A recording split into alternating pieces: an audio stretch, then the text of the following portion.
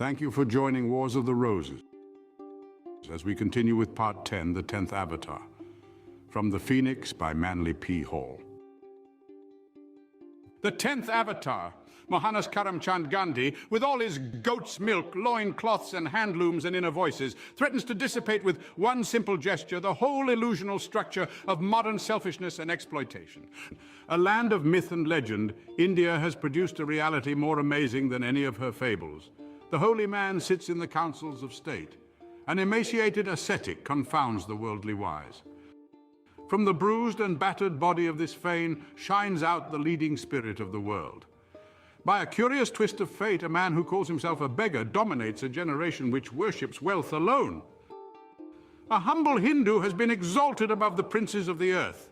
In an age of materiality, a little Bombay lawyer has become a god. In the Bhagavad Gita, the Brahman's book of Psalms, the Lord of Love, gazing down from his high throne beyond the heavens, uttered those words of prophetic splendor which for countless centuries have comforted and assured the heart of Asia. When virtue fails upon the earth, then I come forth. 9 times has virtue failed, and 9 times has the preserver concealed his glory within a mortal shape and redeemed his people. Again virtue fails. Once more integrity is at its nadir. Even now civilization is destroying itself in a frenzy of exploitation and abuse, the worms of destruction are gnawing at the roots of the world tree. The very existence of the race is threatened, and unless mankind is turned from its present course by some spiritual impulse, some rational urge, some new vision, the whole order of which we are a part must inevitably perish in a holocaust of competition and war. This is the Kali Yuga, the Black Age, the period or our universal dissolution, when the bonds which hold orders and systems together rot away and the parts fall back into chaos. The world is oppressed with a great fear. The wing of impending disaster overshadows the earth. An epoch is closing. Old laws and premises are insufficient. Thrones topple and nations perish in the void. The rule of gold is at an end.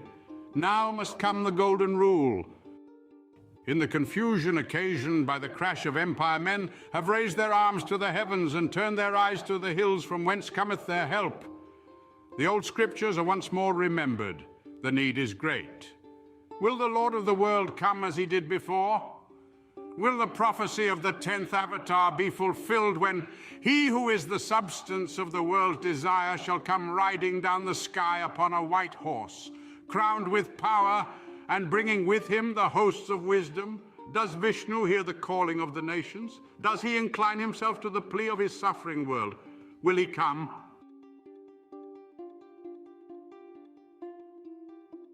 Gandhi, at the beginning of his career. Mother India has brought forth another son. The dusty roads where the gods have trod are walked by another saint.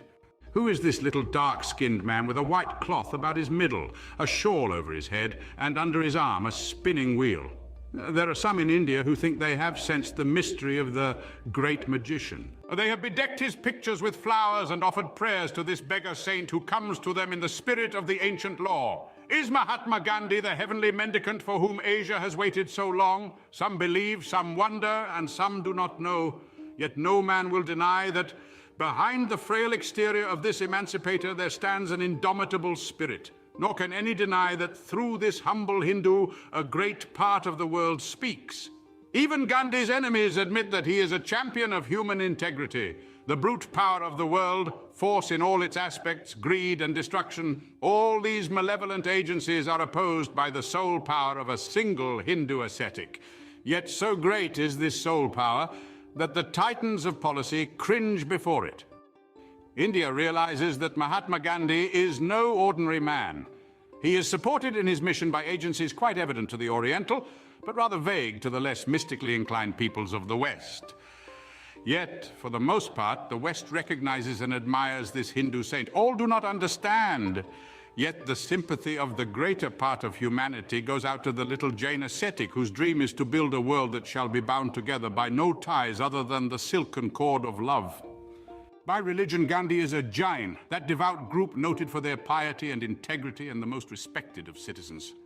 In his program of non-violence, Gandhi is true to the highest tenets of his faith. His father and mother devoted their lives to charity and social reform, and when his legal practice brought Gandhi into contact with the numerous instances of unfair legislation afflicting his people, he gave up a successful practice, as well as all the comforts bestowed by wealth and station, to share the lot of the outcasts and uphold the cause of the voiceless millions.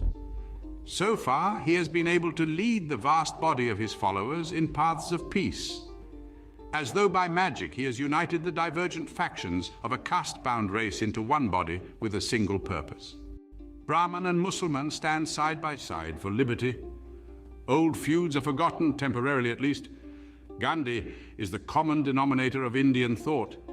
Is it a wonder, then, that this man who has accomplished in a few short years the miracle of consolidating India should be called Mahamaji Gandhi, Gandhi, the great magician?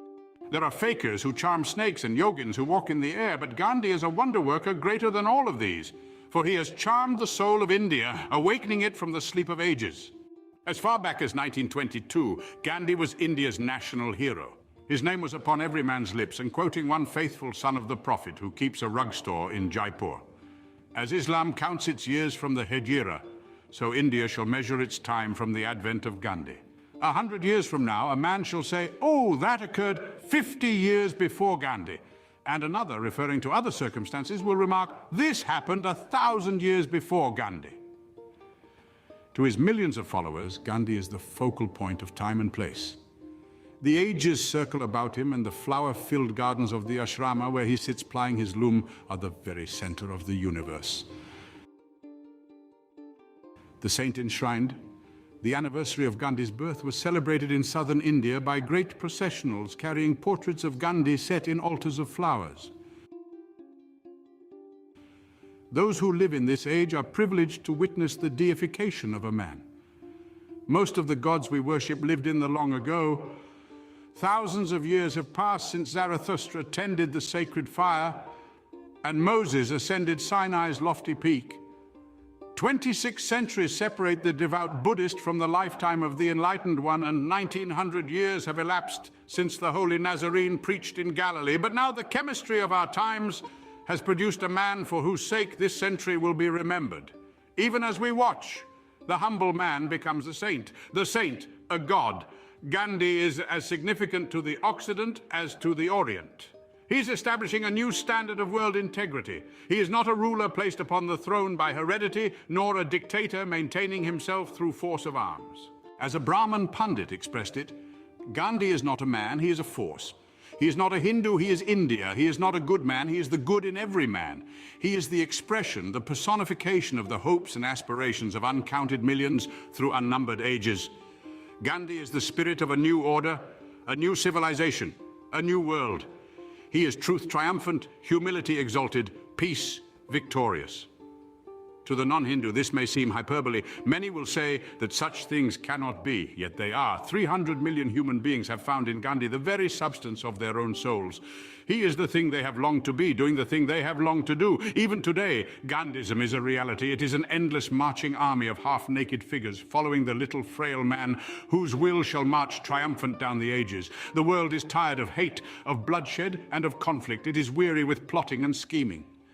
Falseness and sham weigh heavily upon the bruised soul of humanity. The world longs for the simple things, for gentleness, kindliness, and understanding. Power no longer intrigues, and wealth has proved but an illusion, tempting men to their own destruction. Tired of the pretense and the outer show, weary with accumulation, the world awaits a nobler impulse to lead it on. Disillusioned and disheartened, humanity has discovered in Mahatma Gandhi a new ideal. The almost childlike simplicity of his nature brings a sense of release to lives in bondage to the complexities of an artificial culture.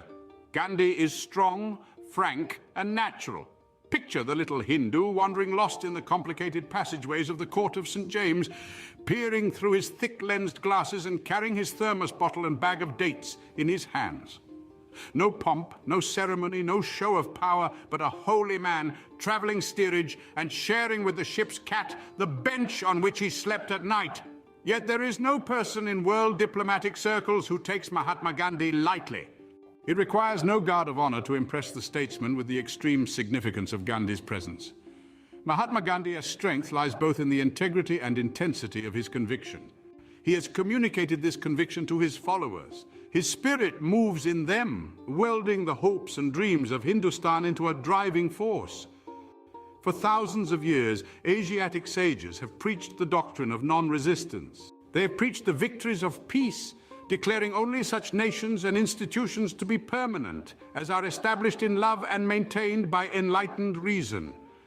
Governments founded upon the sword shall perish by the sword, but that government founded without violence shall endure when the karmic reactions of destruction have swept away the warring factions of earth. Greater strength and courage are often required to hold back a blow than to strike one. Gandhi does not desire war and has made every effort to prevent outbreaks and violence. He has a vision, however, that extends even beyond the imminent problem of Indian independence. Appearing as he does at this critical point in the history of civilization, his is a message of worldwide import. No man is actually free so long as selfishness is the motivating force of human activity. Those not in bondage to some petty overlord are in servitude to their own desires and opinions. Many a man proudly says, "I own this or I own that," when in truth this or that owns him. The rich do not possess things, things possess them. Rich and poor alike struggle through life in the vain effort to find happiness and power in accumulation and competition. The world is obsessed by a system of exploitation. It is striving to maintain a despotism of wealth. It has even come to believe that the universe itself is a sometimes benevolent plutocracy and that the gods on high Olympus are what Sprague calls incarnations of fat dividends. It is the theory of selfishness that Gandhi assails. As the New York World Telegram writes, he is challenging the whole Western machine civilization.